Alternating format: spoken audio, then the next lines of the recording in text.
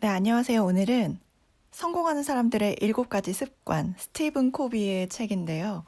그 중에서 대인관계의 승리, 그러니까 사람들 간의 관계에 대해서 쓴 부분인데요. 이 중에서 사랑의 법칙과 인생의 법칙이라고 나와 있습니다.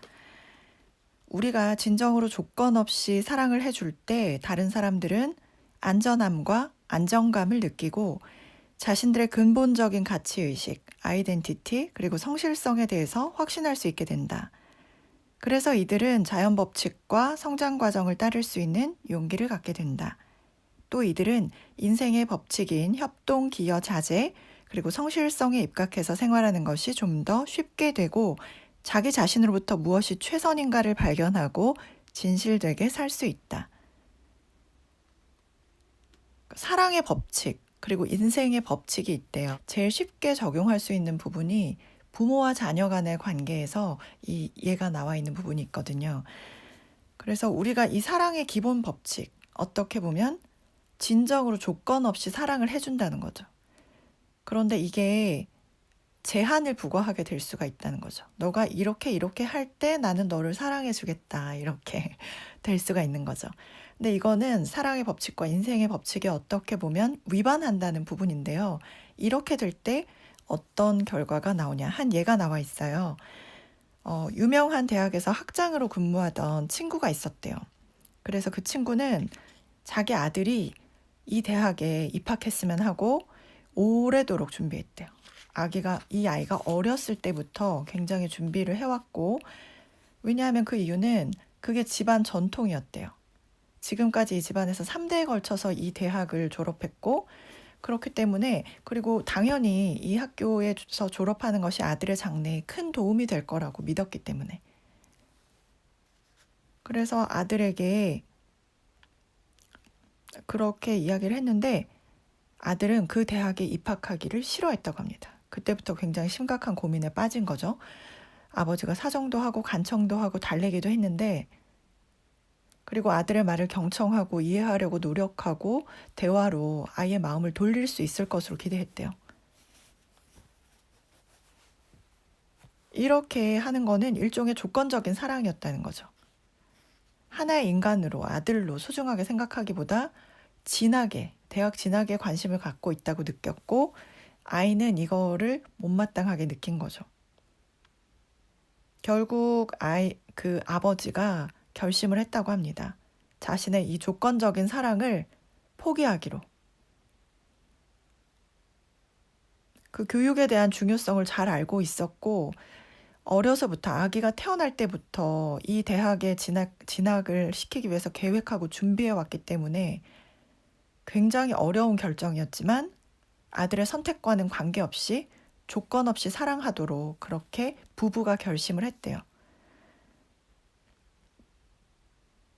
그렇게 결정을 하고 아들에게 자신들의 과거 행동과 또 왜 그렇게 했는지를 고백했대요. 그리고 아들이 앞으로 하는 어떤 결정도 이 부모의 조건 없는 사랑의 감정에 절대 영향을 주지 않을 것이라고 정말 솔직하게 말을 했대요. 그리고 이번에는 이 의견이 아들에게 영향을 미치기 위해, 즉 아들을 변화시키기 위해서 고백을 하지 않고 정말 자연스럽게 속에 있는 마음들을 터놓게 된 거죠. 아들이 이렇게 결정을 하게 되지 않을지라도 정말 조건 없이 사랑하겠다라는 그런 진심을 담아서 이야기를 한 거죠. 결국 아들은 별 반응을 보이지 않았고 더 이상 아픔을 주지 않게 됐대요. 그래서 일주일이 지났을 때 아들이 결정을 했대요. 그 학교에 가지 않겠다고. 부모는 이미 그 대답을 짐작하고 있었기 때문에 계속해서 조건 없는 사랑을 아들에게 보여주었죠. 부모가 원하지 않는 그런 결정을 내렸지만 그럼에도 불구하고 부모의 노력으로 계속해서 이제 헌신적인 사랑, 절대적인 사랑, 그러니까 조건을 달지 않는 사랑을 주기로 그렇게 각오를 했고 그렇게 노력을 했다는 거죠. 그렇게 해서 이제 그냥 뭐 그게 일단락되고 이제 평온한 가정이 되었대요. 그런데 얼마 후에 흥미로운 일이 발생했다고 합니다. 이 아들이 더 이상 자기 입장을 방어해야 할 필요가 없다는 걸 느끼고 스스로 깊이 이성적인 사색을 하기 시작한 거죠. 그 결과 자기도 실제로는 이 대학에서 공부하기를 필요로 하고 있고 원하고 있다는 거를 깨닫게 되었다고 합니다. 결국은 입학 허가를 신청하고 그 대학을 가기로 했다고 아버지에게 알린 거죠. 그래서 아버지는 이제 전적으로 그 결정을 수용했죠. 정말 행복했다고 합니다. 그런데 그게 아들이 내가 바라는 대로 그 진학을 해서 행복한 것이 아니라 정말 행복한 이유는 그 조건 없는 사랑에 대해서 경험할 수 있었던 거, 배울 수 있었던 거에 대해서 굉장히 행복해 했다는 그 친구의 경험을 이야기하고 있어요. 그리고 유엔에서 전임 사무총장을 지낸 한마슈울트는 생전에 이런 말을 했대요. 당신이 대중을 구원하려고 노력하는 것보다 문제가 있는 한 사람에게 전념하는 것이 훨씬 고귀한 일이다. 그러니까 이 말은 우리가 외부 사람들, 수많은 사람들 있잖아요. 밖에 수많은 사람들 또 많은 프로젝트를 수행하는데 정말 뭐 하루에 8시간, 10시간, 12시간, 뭐 일주일에 5일, 6일, 뭐 7일을 하려면서도 정작 우리 가까이 있는 사람들, 배우자, 10대 자녀, 그리고 가까운 동료들과는 깊고 의미 있는 인간관계를 형성하지 못할 수 있음을 이야기한 거래요. 그래서 내가 나의 가족 또는 주변에 문제가 있는 그 한 사람과의 바람직한 관계를 형성하기 위해서 외부에 있는 사람들을 돕고 봉사하는 것보다 더 고귀한 성품, 겸손과 용기 그리고 의지가 필요하다는 그런 지적이었다고 합니다. 그래서 정말 수많은 멀리 있는 사람들, 외부 사람들을 다루고 또 수많은 프로젝트를 열심히 하는 것도 중요하지만 정말 가까운 주변의 문제들을 직면해서 해결할 수 있는 인품이 훨씬 더 중요하다는 부분을 언급하고 있습니다. 그리고 자녀들에게 문제가 생겼을 때 우리가 그거를 부정적이고 부담되고 성가신 일로 보지 않고 오히려 가까운 관계를 구축할 수 있는 기회로 생각할 때 부모와 자식 간의 상호작용도 완전히 바뀌게 된대요. 자녀가 어떤 문제를 가지고 부모에게 왔을 때 아휴 또 골치 아픈 문제구나 라고 생각하는 대신에 우리가 우리 아이를 돕고 서로 간의 관계를 개선할 수 있는 좋은 기회가 왔구나 라고 생각하는 패러다임이 필요하다는 거죠. 그리고 이런 패러다임은 기업에도 적용이 됐대요. 어떤 체인 백화점은 이런 패러다임을 적용해서 고객들을 단순한 그냥 일반 고객들을 단골 손님으로 만들었대요. 어떤 고객이 문제를 가지고 백화점에 올 때마다 그 문제가 크든 작든 점원들은 그 고객과의 만남을 단골 만들 수 있는 기회로 봤대요. 그래서 그 문제를 적극적이고 열성적으로 대해서 고객들이 만족할 수 있게 해줬다는 거죠.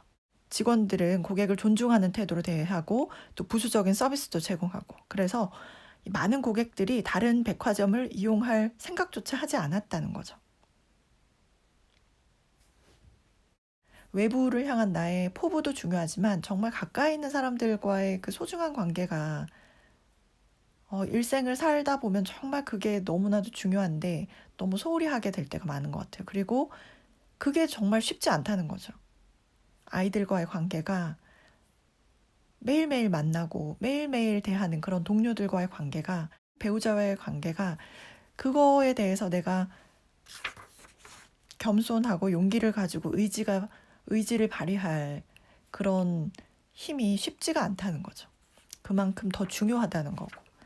그리고 어떤 문제거리를 가지고 왔을 때 그걸 문제거리로 인식하느냐 아니면 하나의 기회로 받아들이느냐 하는 것들이 나에게 가까이 있는 사람들과 어떻게 보면 잘 지낼 수 있는 매일매일 만나는 사람들과의 관계 어떠신가요? 거기서 정말 풍요로움과 정말 사랑과 인생의 깊이를 경험하고 계신가요? 아니면 정말 매일매일 함께하는 사람들에게 소홀하게 대하고 계시진 않은가요? 그런 부분들을 한번 생각해 보게 하는 글이어서 여러분들과 나눠보고 싶었습니다. 오늘 하루도 여러분들 가까이 계신 분들, 가족, 그리고 친구, 동료들과 조건 없이 사랑을 주면서 다른 사람들에게 안정감을 느끼게 하고 그리고 그 스스로 어떤 결정을 하고 용기를 가지는데 힘을 줄 수 있는 그런 하루를 보내셨으면 하는 바람에서 이 부분을 나눠봤습니다. 오늘도 여러분들과 가까운 사람들과 풍요로운 관계 누리셨으면 좋겠습니다. 네, 감사드립니다.